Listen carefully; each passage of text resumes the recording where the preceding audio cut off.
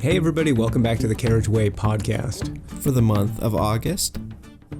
Yeah, how's everybody doing? I'm doing all right. Thanks for asking. How was your summer? Was it well spent? I don't know. Summer went by too fast. I don't even know what I did. You know, like people like, so back to school, first week back at school, people say, oh, how's your summer? And it's like, I don't even know. Like, I don't even know what to say. I mean, and I know it's just like a normal, like just conversational thing. It's kind of like asking, how's your day? And like, you don't want to hear, my day was terrible, and here's all the reasons why. You just want to hear like, oh, well, good, thanks. Yeah. Yours? Yeah. Anyway. Yeah. So, is there anything new for the channel, Joe? Like, is there any channel updates? Not for anything that the listeners need to know. Yeah. Things are happening behind the scenes. Yeah, and like we're planning like October stuff, like Carriage Way, and even further in the future. Further in the future, like maybe the return of cooking battles. Yeah. True Carriage Way fans will know what we mean. Yeah, if you don't know what we mean, you're not a true fan. Unsubscribe right now. Leave the room. No, I can't think of anything specifically. Yeah, I mean, in the coming months, we'll talk more as we do these monthly podcasts and start planning ahead at things to come and exciting updates. Yeah. So, until then, what media did you consume in the month of August? Mostly Dragon Quest Builders 2. I got my own copy, and Jacob and I have been playing together online.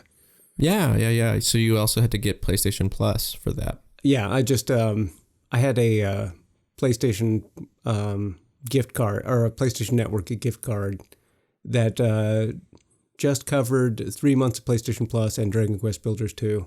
So yeah, I don't play online hardly ever at all. I mean, I guess the last time that we seriously played things online together was Metal Gear Solid 5 multiplayer. And that was like a couple nights, and then you got angry at me because you thought I was cheating. No, I just didn't understand why. You got angry. No, I just didn't understand why I kept being shot. And yeah, why you were losing, because I didn't understand that the shadow draw distance didn't go very far in that game. So I was like dressed completely in black in the darkest fucking boots black to match in the darkest corner of the fucking map, but because the shadows didn't reach that far, I stood out like a beacon, and that's why Jacob kept sniping me from across the map. And I was like, I can't even see me on my screen. Why is he shooting me and laughing? Does that even sound like me to be laughing about something like that? Yeah. Anyway, but yeah, Dragon Quest Builders, like, having a great time. Love the first game. Love this one. It's a tad wordy for me. And it's, it kind of feels like they keep the training wheels on. For the entire game. For the entire game. It, to its detriment. But I mean, what's there outside of it, even that can't spoil how good that game is.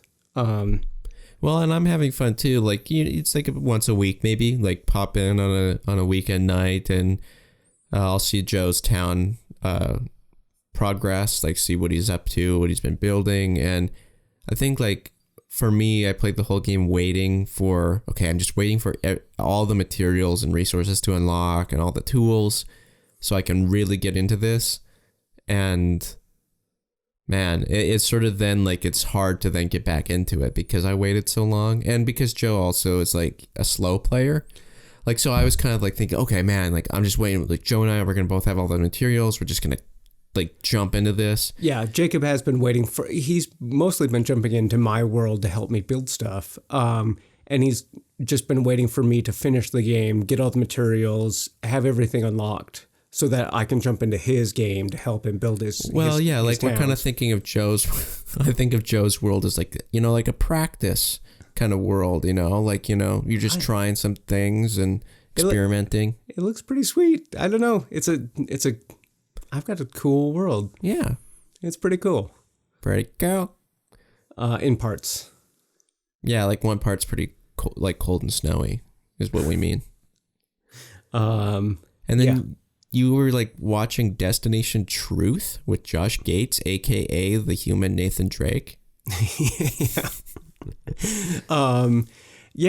Krista and I, get home from work and we watch an episode of something while we eat dinner before we go to bed. And we had gone through the entire run of Brooklyn Nine-Nine on Hulu. As our listeners are well aware. And then we just were looking for something else, and it's like, oh, Destination Truth, something that, the Harris family is well acquainted with before it had gotten canceled initially. And I'd heard that it had come back. So like we booted that up, the new series, which is old now, I guess. It's like 4 years old. So like it's not currently running anymore? That I don't know. All I know is that these episodes I'm watching are from years ago. But it's still the new series. But Josh Gates, he's a funny guy.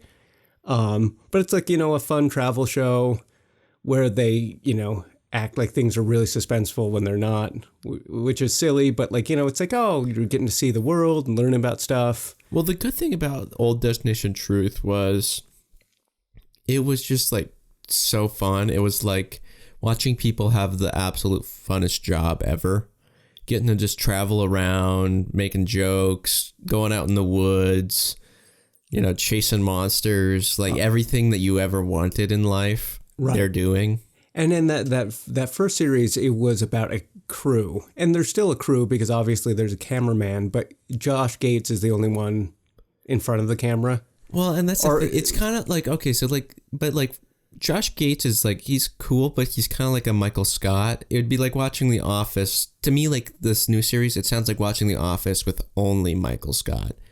It's like like Michael Scott, he's the funniest character. Yeah, sure he is. But like you need the contrast of the other people to really make it work. I think it was slightly better before where he had somebody to play off of, but it's still super entertaining. Okay. Yeah. It's still good shit. I mean, I love that old Destination Truth. Classic memory comes to mind. They're looking for mermaids. Like, not like a great thing to be searching for, but I just remember they were like, all the crew was laughing because a guy was sitting on like a gas can in the back of a truck, flying down the road, and he's smoking a cigarette. and they're all laughing at the ridiculousness of that idea. Yeah. But, well, I mean, if you still like it, I guess. Yeah. Well, if you follow at Carriage_way on Twitter, you know that I watched The Boys. Okay, bad name for a TV show, I think. I wasn't going to watch it until I saw the ads. I thought, well, this might be kind of funny. Unmemorable name. Doesn't really describe what it is. But what's it about? The Boys is like, it's like, okay, here's all these superhero movies. It's like, okay, it's like they've thought about if the Justice League were real, what that would actually entail for society. Like who would be people drawn to this position? How would they be used to sway politics? What would those people be doing, and the mistakes they be making, and then who would be their actual enemies, and who would be trying to, it's like they've thought of everything, and like it's just this complete, just pure, just good characters. The characterization is good. These aren't these are not goody two shoe characters. I haven't seen it yet, but how you describe it, these seem like deeply flawed. Yeah, no, like just like they're very, very well written characters in a believable yet crazy situations. And something the show really nails is like progression from each episode, like going forward through the series. It keeps amping up the craziness, in like a really nice way where like episode 1, it's like, this is like a personal, intimate level of, oh my God, that was so crazy. I didn't think I'd see it. And then the next episode is, we're going to make that a little bit bigger. And we're going to make that in the next episode even bigger, until the point where it's like, this is now affecting the entire, like you see it as it's affecting the entire world. It started out on an individual level, and now it's on a societal level of like atrocities and messed up things. So it sounds like Watchmen. You say that. I've never seen Watchmen. I've never read Watchmen. Like it premise wise sounds like that, but like I think something that The Boys does, like I don't get the idea that Watchmen is comedic. Or like, is Watchmen funny? I think it's darkly comedic. I don't think it's overtly funny. So like The Boys, I think, is like overtly funny. Like I think The Boys is like ultimately at its core, these are people with people situations, in real people situations, having like jokes and relationships, and like I don't get the sense that Watchmen is that at its core. So you're describing something more like The Tick. Yeah, but The Tick is way more like humor driven than The Boys. Oh, okay. Like so The Tick is like some sort of weird baby version of The Boys. Okay. So like the Tick is about the joke. Like The Tick is like, hey, isn't it funny that like a tick is like a really strong like in bug, and like, but it's not like a really like attractive bug. So like, let's make that the superhero. And then it's like this kind of witty Adam West style Batman, but like, it's not like that. It's like human interaction funny. Like those kind of funny moments that you get in just conversation of just, this is a funny person talking with a funny person, not this is a joke followed by another joke. I think maybe the Tick is about characterization, though. Okay.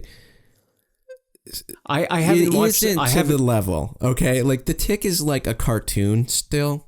Okay. Like I know that. So, okay. And then also you need to be specific about which Tick you're talking about. Okay. Because there's also the Amazon Prime original Tick series, which I haven't seen yet, which is way more jokey and cheesy and corny and like almost needs a laugh track kind of show than The Boys is. Like it's like almost offensive to compare those two on that level, because The Boys, like, it's so not that, you know, like The Tick is still like PG. Oh, okay. You know what I mean? Like, no, I this is like that. Rated R, both in like gore and sexual content, but also rated R in like, it's just a mature story. Or I don't think like The Tick is mature. You know what I mean? Like not mature in the sense of like The Last of Us is mature. Okay. I think we'd have to I'd have to see it to know. Yeah, I don't think The Tick is as good, but I'm not like saying The Tick sucks. And I think you just like, what Tick are you even referring to that you were so fond of? Well, it's the cartoon Tick. And then like the Patrick Warburton one, I was less fond of. And when I heard about the new live action series, I was less fond of that. But like, all I know is that Ben Edlund is like, he's this super talented TV writer. And kind of my favorite episodes of Firefly or Angel or Supernatural, or he writes for a bunch of different shows, and every episode he writes is a gem for that particular TV series. Like he's just so spot on with his humor and how just how he writes situations and characters. Yeah. So like, I'm just extrapolating from Ben Edlund as a writer, Yeah, I mean, still though, like Firefly is still cheesy. You know what I mean? Yeah, like it's like there's, and like Supernatural, like every episode I've seen of Supernatural, like that's like a super cheesy show. Oh yeah, but the Ben Edlund episodes are the best. I know, but like like I'm extrapolating from what I know of like other things that he's done. Cheesy, like full cheese. Like you could love Firefly, but Firefly is like, man, silly. You know what I mean? Like ultimately, Firefly's silly. It has silly aspects, but like, you care about those characters. Yeah, you can care about silly characters, sure. But like, this is the thing though. It's like, to me, there's like just another level. Like, I mean, so this is the thing. Like I'm a pretty big TV buff. Like, but like, I'm not like a huge Firefly fan, oddly. I don't know. Like, I don't know. There's just something there that like doesn't catch for me. I don't know. Like, I'm just like losing support here at this point by saying that. But like, to me, like a good TV show, I don't know, like Firefly should grab me because it like it follows my principles of a good TV show. Like I think any like a good story period, it's not about the plot, it's not about the setting, it's about good characters and good character relationships and that progression of those relationships. Mm-hmm. It's just something like I need a little bit more groundedness, maybe, if that makes sense. Is there any TV show that either of us have watched, or that we've both watched, or like the audience may know about, that is more like The Boys, like that flavor that you're trying to describe? More like, something maybe like Breaking Bad, something kind of more like that, I would think. Not that you've seen that, but kind of in the way that it like uses its violence effectively to like enhance these relationships. Like it's a show that has heavy stress and tension and like effed up things happen, but it's not just for the sole purpose of effed up things happening. It's to deepen your connection with these characters, if that makes sense. Okay. It's kind of like how Breaking Bad does. I like, honestly, not to like lose more support, but like Breaking Bad, like I think was like one of the like forefront like pioneers in a way of like really good TV shows. So I don't want to like diss it too much, but like I don't think Breaking Bad, in my mind at least, holds up as well as like a lot of the shows that have come after. Are you afraid you might be overselling this new show? I'm not just saying now. It's not talking about The Boys. I'm like I'm just talking about like Breaking Bad. Like I don't think holds up. Okay. I think Breaking Bad holds up all right. The Boys better than Breaking Bad. I like here, controversial statement potential. I like The Boys better than Breaking Bad. I like Mrs. Maisel better than Breaking Bad. I like Stranger Things better than Breaking Bad. You know what? Stranger Things is kind of like The Boys. Oh, okay. Similar vibes where I'm watching it and I'm going, I will never make something this good. You know what I mean? It's like one of those where it's like, this is just so good. There's something about it that I'm so connecting with that I'm just like, I need to watch another episode because like this is just blowing my mind. Oh, okay. Kind of shows. Yeah. And maybe I'm overselling it, but I really liked it. So like a top of its class without flaws. Yeah, I honestly think it's like a flawless show. Like it's not like I can't think of something that's wrong with it. Oh, cool. Kind of like Mrs. Maisel. If you ever watch like Mrs. Maisel, 10 out of 10. Where could you find that show? Amazon. Okay. Yeah, like, geez. So like, I love The Boys. Okay, cool. Anything else? I watched Glow season 3 or 4, whatever the new season was. Glow, Gorgeous Ladies of Wrestling on Netflix. Yeah, I liked it. It's pretty good. Yeah. I think in the household here, it was a little bit divisive. Like Dad wasn't like a huge fan of the season. He thought that it was like stepping too far away from the past like seasons, what they were really about. But like to me, I agree it was stepping away from the formula that Glow has created for itself, but I think that was the point of the season. Like, the whole point was sort of to feel aimless. And are they no longer wrestling? Well, that's the thing. It's like they are wrestling, but they're wrestling the same exact show every night for a year. Oh. Because they're doing a Vegas show now in like the story. Spoilers.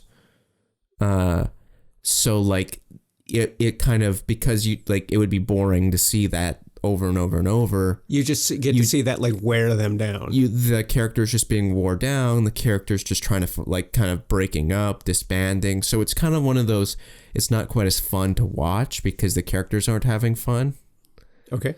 Like everybody's down.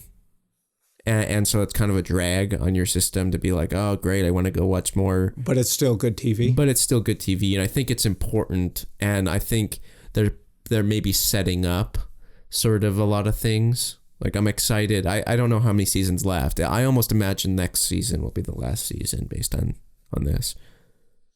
Yeah. It's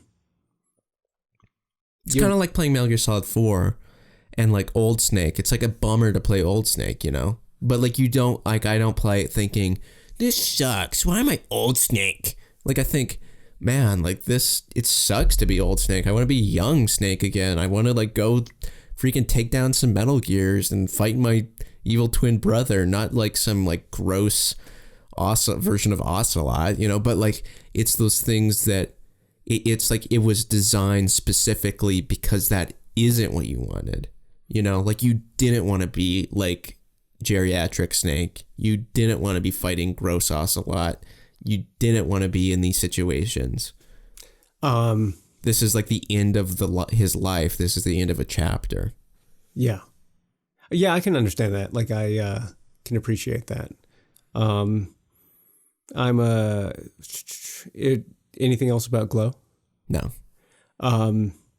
I'm crossed the halfway mark in Clash of Kings of Song of Ice and Fire. Yeah, that book series continues to be really good. As I think, who has the best story? I think I might. I might be alone in this. I don't know if anyone has heard of this guy, George R.R. Martin. I don't know. I don't think anybody knows. York? Germ. Yeah, it's like I had planned to, after that series Game of Thrones had wrapped, I was going to kind of put it to myself I'll just start from the beginning and watch that series again. But I think I'm enjoying going through the books now. It kind of feels like a director's cut almost. You know, I'm getting a lot more context for some things, and like I'm enjoying seeing like creators' intent. Good shit. Yeah. And the answer to who has the greatest story, it's always Sydney. Oh. Well, I was gonna say Bran, but that's a spoiler. No, it isn't. Just like my personal favorite storyline, you know? I wore a Game of Thrones shirt the first day of school. Okay. And one of the people I know up there goes, how dare you wear that shirt after what happens? I don't imagine the books taking the hard left turn that the show did. Yeah. I still love Game of Thrones. I still love it. I wouldn't sign a petition to say that the last 2 seasons should be redone. Well, that's the thing that annoys me. It seems like the people were just like angry at the last season. I mean, people were a little bit disappointed with like season 7, second to last. Yeah. But like, honestly, like if you're going to go like throwing punches at anything, like start throwing it at like after like season 6, 7, and 8 or whatever. Like, yeah. That's to me like the point when it sort of was jumping the shark. Right. Yeah. When they'd run out of the source material, and then the TV writers just kind of went hog wild, just making things happen and without reason. But like you gotta have sympathy for them. Like, no, I understand. There's like marketing people breathing down their necks. It had become so huge that like you could literally do nothing to make everybody happy. And then for whatever reason, they wanted every character to like turn and wink at the camera and like, reference internet memes and a bunch of like, and I understand, like, and maybe they bought into their own success. I still a little love like Game of a Thrones. George Lucas-y, Game of Thrones is still best waifu. Okay. Let's see. I also forgot about this, but I watched a bunch of Charles Dickens TV shows. Have you heard of this guy? Charles Dickens? Have you heard of him? He wrote like A Christmas Carol, Oliver Twist. Have you heard of him? Okay. Anyway, my mom and I watched let's see. We watched Little Dorrit, which is fantastic, actually. There's probably a number of versions. Can you describe the version you've been watching? Is this a new program? No. Well, like probably like 2011 or something. I don't know the year. It's not like ongoing. It was like one season. Mm-hmm. But if anybody's curious, it starred Claire Foy. It's that version. But yeah, like I love Charles Dickens characters. Like, man, like that dude knows characters. Like, just like, it's just Has so anyone surprising heard of to this me. guy, Charles Dickens? Dickens? It's like I don't know, little known. Okay, but this is the thing. Like before I had like known, like had watched like a bunch of these other shows like Bleak House, Little Dorrit. Like I only thought of him as A Christmas Carol. I was like, oh yeah, that's the guy that did Scrooge. Move on, next. Because it's like A Christmas Carol, it's like fine. It's like, but it's like so overdone. It's like, yeah, we get it. A Christmas Carol, cool. But like, it's like a remarkable story, and like it's a great story. Don't get me wrong. And mostly, like you are talking about adaptations of Charles Dickens' works. Yeah, well, I haven't read any of the original books. So I mean, the thing, yeah, is there's probably, but there's like, okay, but this is the thing. It's like there's like two ways that people interpret Charles Dickens books. Like some of the series of his stuff suck. Like they're so dry and boring, and they kind of remind me more of like interpretations of A Christmas Carol, like really just like cheesy sort of feeling. Where the other interpretations, which I only can assume is more akin to the actual books themselves, is way more witty, outrageous, like fun, like just fun, good characters, good versus evil, good and evil can change on a dime kind of stories. Like, and stories that like show the whole stratosphere, is that the right word, of like economic hierarchy in a society. Like it shows like the people at the absolute or the spectrum. Yeah, like the people who are the poorest and the people who are the richest, and how they get along, and everyone in between. And it's I just like Dickens, like these like Little Dorrit, Great Expectations, Oliver Twist, Bleak House, like all like those show versions at least. Like, man, it like inspires me as a writer to like just to have more fun with things and just like make characters actual like characters. This isn't real life. This is a story that you can enhance, like it's like adding an Instagram filter to reality. Mm-hmm. It's like this is like if real life was actually like more magical than it is, than just people like sitting in rooms doing nothing. Okay. So like it's inspired my own writing. Like I'm writing a historical fiction novel.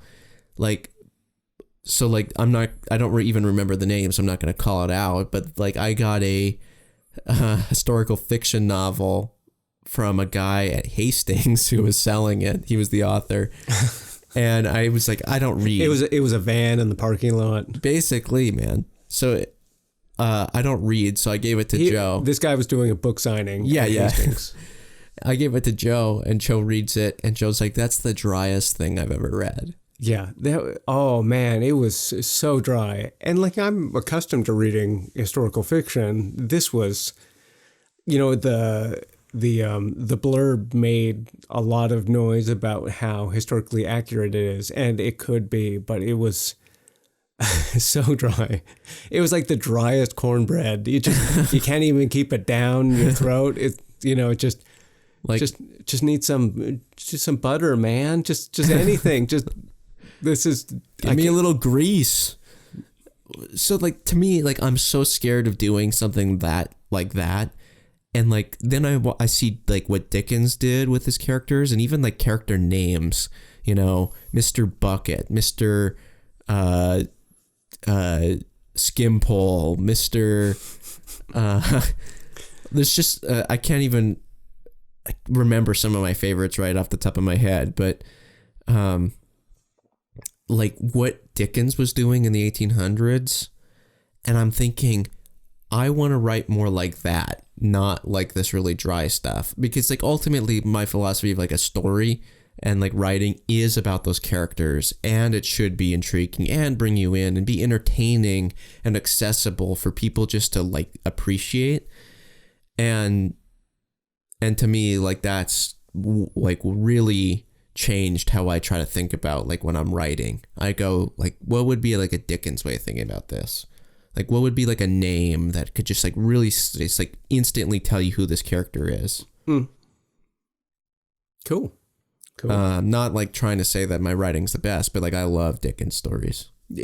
Jacob is lying. He said that before we started recording. Yeah, he said, I have the best story. I did the very best. Never been a better story. I was making a Game of Thrones joke. Oh.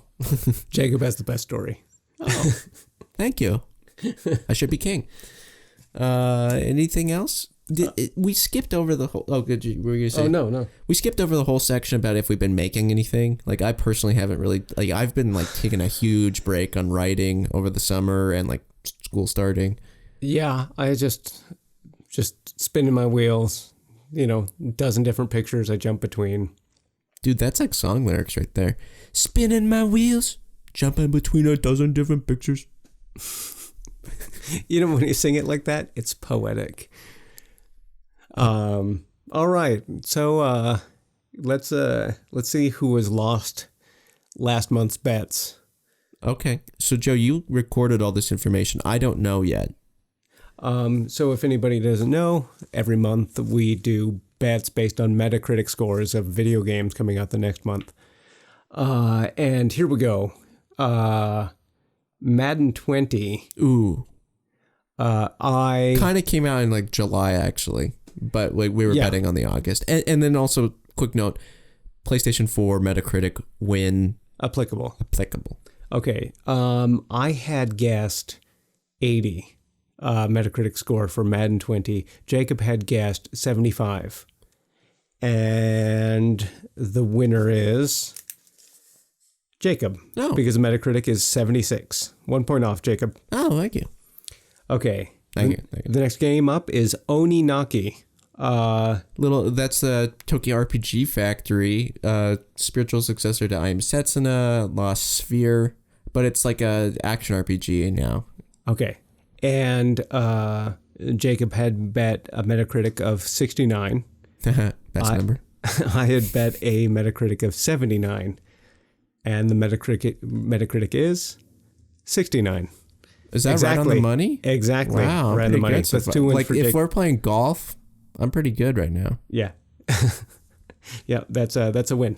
Okay, next is Ancestors: The Human Odyssey. Ooh. This really dumb game by Patrice Desilets of Assassin's Creed fame. I had bet 75. Jacob had bet 71. And the Metacritic is 66. That's another one for Jacob. He is running the board here. Okay, next is the game Control by Remedy Entertainment out of Finland. I wanted to pick this up, by the way. I haven't yet because I got kind of cold feet after watching some PlayStation Underground gameplay that was like, this just looks like going from room to room shooting people. And like, I've obviously played games like that before, but I just was like, I don't know if I want to pay full price. Anyway, side story. Righto. I do want to get to it at some point. You had guessed a Metacritic of 88. I had guessed a Metacritic of 80. The true Metacritic is 81. That's a win for me. Uh-oh. The next game is Astral Chain for the whoever did higher on this one for the Nintendo Switch. I had guessed a Metacritic of 85. Jacob had also guessed a Metacritic of 85. Okay, good. The true Metacritic, 87. So that's a... Yeah, we're both pretty close, though. That's a wash. And if that sounds like one of us was getting a little sneaky with our bets and like trying to price is right the other person, that it didn't happen that way because now we bet without each other knowing our bets. We bet prior to the podcast. Yeah. Okay. The next game is Blair Witch for the Xbox One and PC, based on the... Movie? The movie was franchise. Was the movie based on something else? No, the movie franchise. Okay. I thought it was based on a true story. The Metacritic, all right, Jacob had guessed 77. I had guessed 70. The true Metacritic, 72. That's a win. That's a win for me. Okay. And the next one, Man of Medan. The next game by Supermassive Games. Whoever bet lower on this one. By Supermassive Games, who had made Until Dawn, which is amazing. If you play it, if you have a PlayStation, starring 4. Hayden Panettiere. Yeah, that's it's and great. And Rami Malek. It is surprisingly good. I don't think Rami Malek was famous when Until Dawn came out. I don't think so either. Like, I think that's why they got him. Like, I feel like Hayden Panettiere was the one that was on, like, all the promotional material. Yeah, because she was so famous from being in Heroes. It's like a decade prior, too. Like, isn't that so weird? It's like their star was famous for a show that was, like, canceled a decade before the game even came out. Well, what's funny is that, like, in Heroes, she plays he's a high school cheerleader. And then she still plays like a high schooler. No, isn't that's it? Yeah, she plays a high schooler a decade later in Until Dawn. Okay, Man of Medan. Jacob had guessed a Metacritic of 81. I had guessed a Metacritic of 87. Oh, the true good. Metacritic 69. Good. That's a four. That's a four. 4 for Jacob and 2 for Joe and 1 split. One split. So Jacob wins. So there's a punishment, as we call it here at Carriage Way, that Joe has to Photoshop himself with an astral chain connected to the missing link from human ancestors. Ancestors, a humankind odyssey. But the missing link's just going to be a chimpanzee. So Joe's going to draw or Photoshop a chimpanzee connected to his belly button. I thought we agreed before we... Okay, this is off camera. I thought we were going to, like, wipe out... No, that's next for going forward. Oh, damn it. God damn it. No, that was for going forward, I think. Ah, shit. Well, I know what I'm doing this weekend. So, don't spend too much time on it. So, but Joe does bring up a good point. I'm trying to, like, why I'm not getting as much art done as I want. It's a lot of time on punished bets. Well, they say once a month.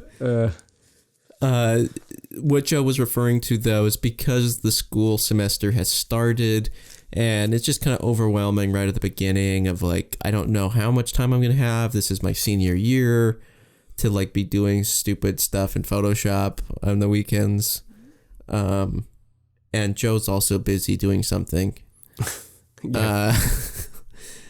We feel like we're going to stop punish bets for the time being, put it on a hiatus. We're still going to be betting on Metacritic scores for games, but... Just for bragging rights. Just for bragging rights, yeah. Okay. Maybe the winner can get to post to Twitter how right they were or something. At Carriage_way.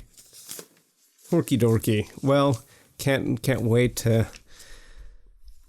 Photoshop myself with a chain connected to my belly button to a chimpanzee.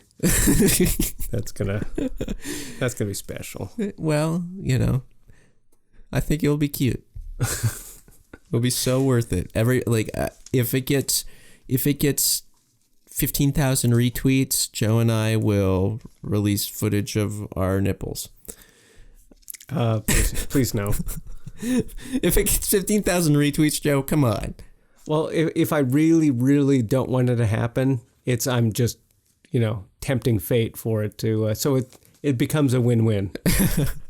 It would be great if this is the thing that makes us famous, though. The chimpanzee thing. Yeah. All right. So now it's time for betting on next month's games. The games in the month of September. We are betting first on. Have you heard of this game, Gears 5? I don't think I've heard of the other Gears games. I've heard of Gears of War. Okay, so Gears of War 5, what do you guess the Metacritic score would be? It's actually not called Gears of War 5. Yeah, it is. Yeah, you're right. It's just Gears 5. It's coming out September 6th for Xbox Game Pass or September 10th for everybody. Well, not everybody. Xbox One and PC. Okay. I bet that the Metacritic score will be 83. Okay. Didn't mean to scoop you. I bet the Metacritic score would be 82. Oh, Price is Right me, why don't you? Well, I get high, you get low. Okay. Get low, get dirty. The next game is Monster Hunter World Iceborne. It's an expansion to the much beloved most recent Monster Hunter game. Well, and the Iceborne DLC, it's like a big DLC. It's like $40 or something, won't it be? Oh, shoot. I didn't know it was that expensive. I can't remember. It seems like it's pretty expensive. Maybe don't quote me on that. But I don't know. I'm not going to pick it up, but I bet that it will be 86. Did you say the release date on that? I did not. September 6th. I bet the Metacritic will be 86. Did not mean to scoop you again. I said 87. Oh, okay. Okay. That's fair. The next game is Borderlands 3. Coming out September 13th. I bet that it would have an 81. I bet that it would have a 76. Okay. Groundhog Day.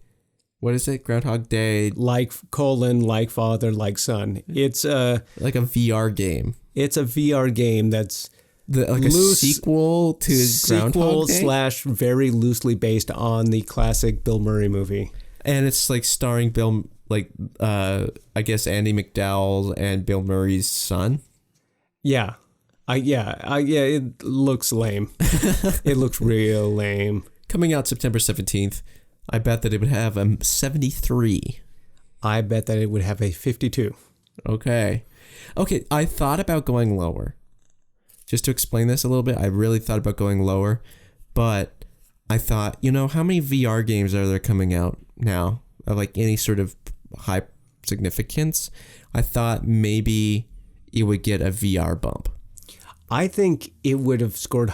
I think it will have scored higher if it didn't have Groundhog Day on the box, because that immediately draws comparison to this beloved movie. And if you saw like the production and the acting, you go like, this is so bad. This is whereas you would probably give it more of a shot if it was just called like Father Like Son. Yeah, like just a VR game that had a similar premise to Groundhog Day.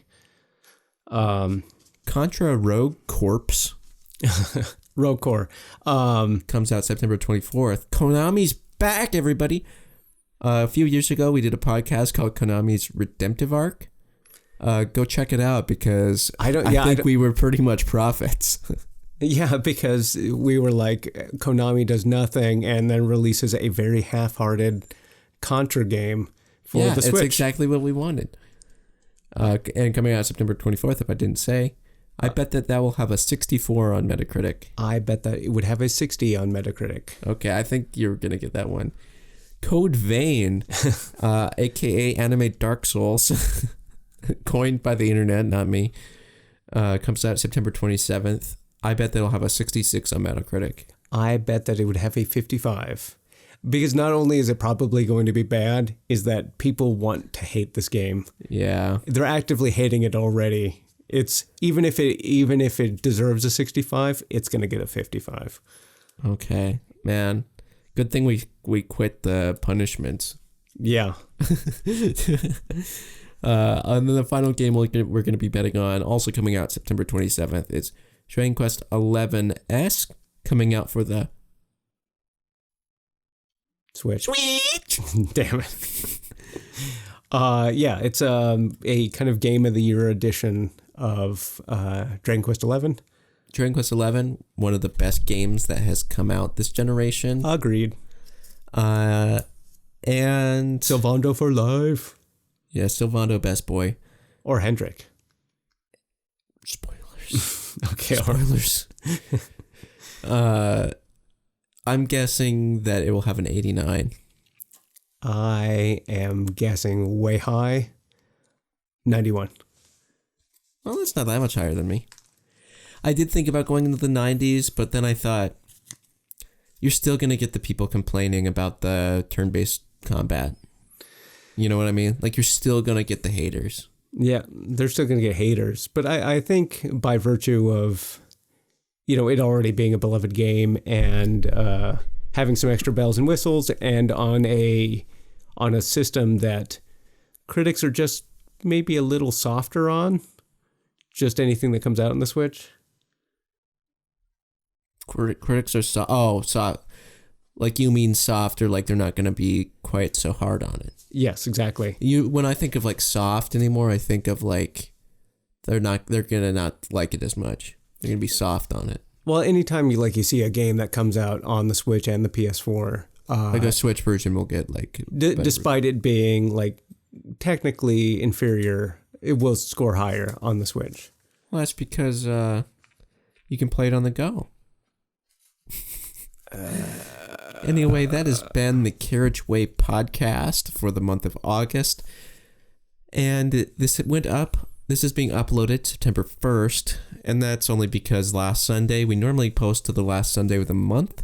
But last Sunday, it was like still a lot of the games we were betting on, like didn't have Metacritic reviews out yet. Mm-hmm. So we decided to postpone.